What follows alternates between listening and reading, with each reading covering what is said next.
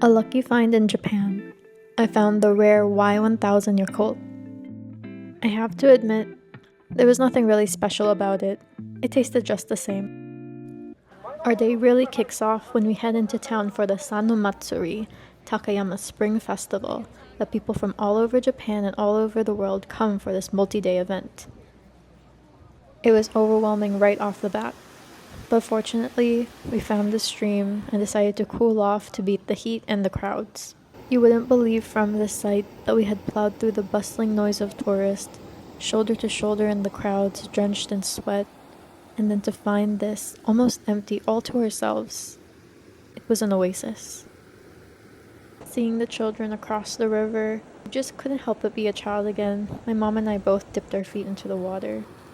We also had a little picnic, a little snack right before we head back into the crowds. I was trying to show off my drink and then I spotted that little boy. Where did he come from? He looks like he's having fun collecting roxas. Roxas? If someone were to ask me what the highlight of my Japan trip was, I would say it was this moment.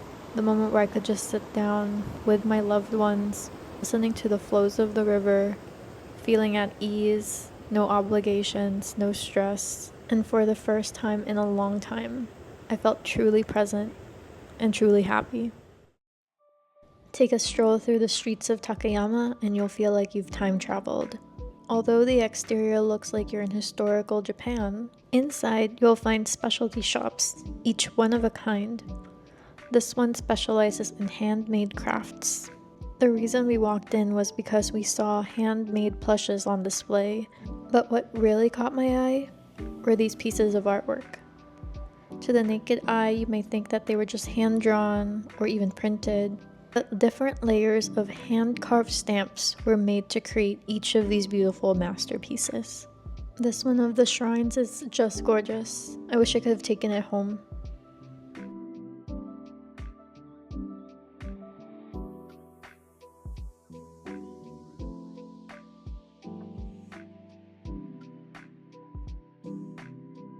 From there, we walked into every single store possible, making the most of our time before the festivities that were coming towards the end of the day. I can't even tell you how many things I saw. I think at this point, I was clearly overstimulated. But we're also a group of 7, so waiting for each other, we had to keep ourselves occupied. I was clearly losing my mind. I really wish I got one of these slippers still. Not sure how comfortable they'd be, but this furniture store was really cute. How we ended up in a home store, I don't know. I spotted these cool Kit Kats with Shirakawa-go and Takayama on it, and then we looked at some alcohol selections, but we just looked.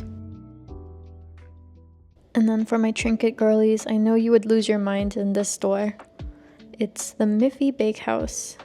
Everything was honestly so cute, but it was really crowded and, you know me, I get a little overwhelmed in crowds. They had cute little sweets. Okay, I do have to admit, these gift boxes with the cute little cookies and the handkerchief that it comes wrapped in, I was really considering buying one. But I'll be honest, I'm not a hardcore Miffy fan. I think the stuff was cute, but they were kind of overpriced.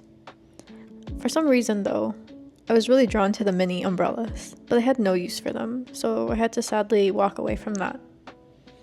Everything was just really cute to see, but I just couldn't picture myself really making a purchase here. But I did walk away with a free brochure. We found this shop and it had a little seating area that was very picturesque, so tell me why the boys decided to have a photo shoot there. But it was a nice little rest stop. We also picked up this soy marinated rice on a stick, which John really loved it, but personally I didn't like it. And then this is the store where I felt like everyone had something to buy, except me. There's really only 2 things you can buy in this store: chopsticks and chopstick holders. The selection was huge, and admittedly I still walked away buying nothing for myself, but I did buy Josh something. I also like these ones that reminded me of Hoshi, but eh. I did walk away with free knowledge, knowing that there's specific hand measurements for chopsticks. Oh my gosh, we just ate this.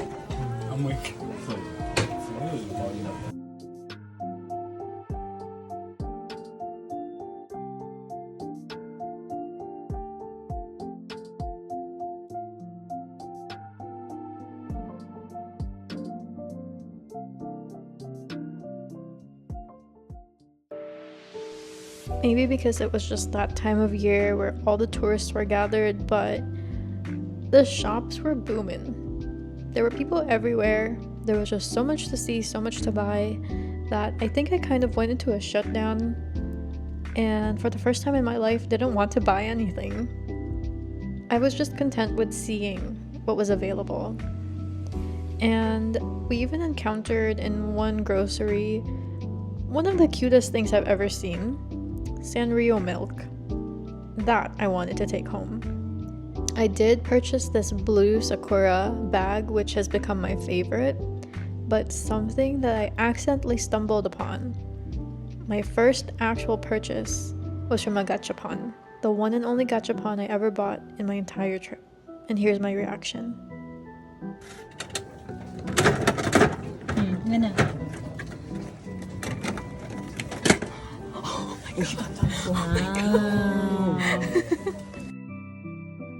After all that walking around, we found this place giving out free samples, and we thought it would be a refreshing drink, maybe some Japanese wine or sake, but as we got closer, I started to notice that steam was coming out of it. And before we knew it, we were gulping down hot miso soup on the scorching hot day. It was just not the vibe.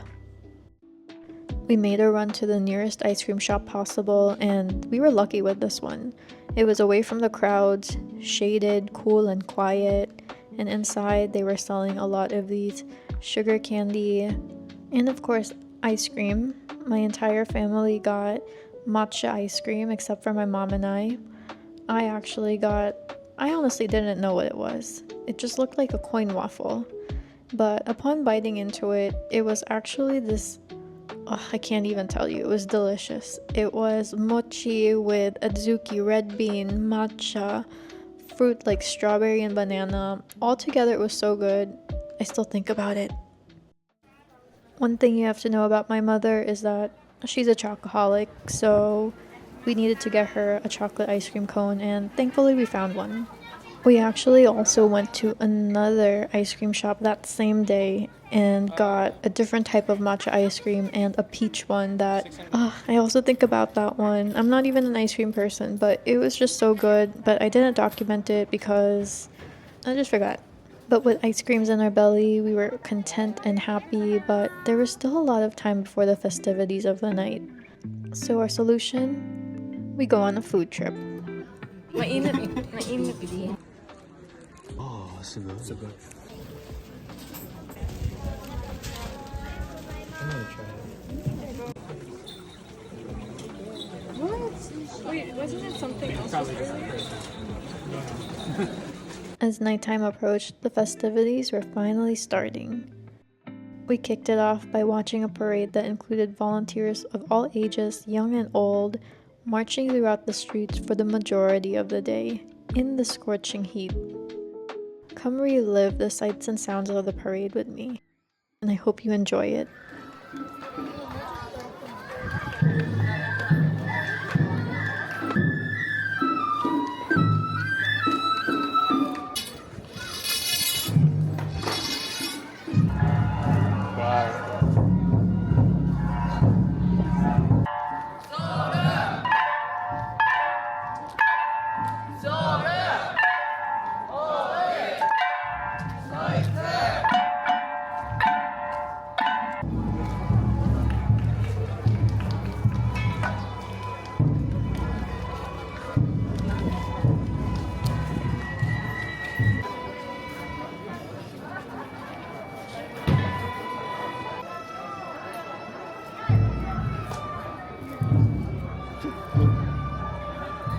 It's pretty cool.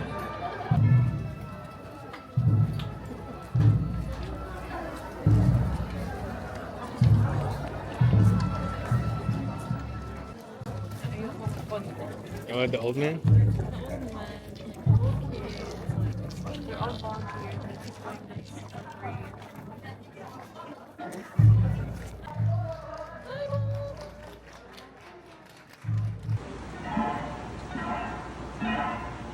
As it got darker, it was time for the highlight of the festival, the parading of the 12 shrines.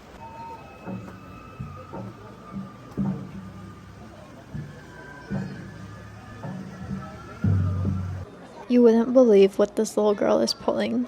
I have to say, A for effort, but you have to see the size of this thing.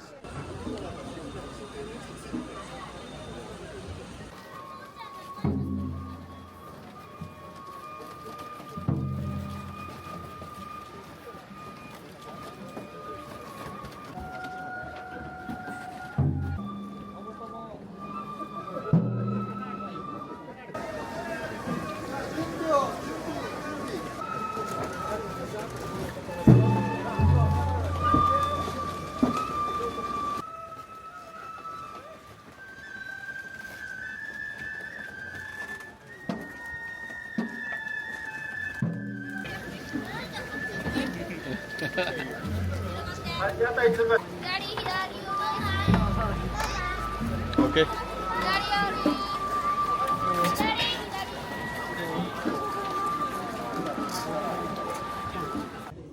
Our night ends having ramen at a local joint where I learned the different seasonings you could use and also finished my food for the first time. Thank you for watching as usual, and I'll see you in the next one.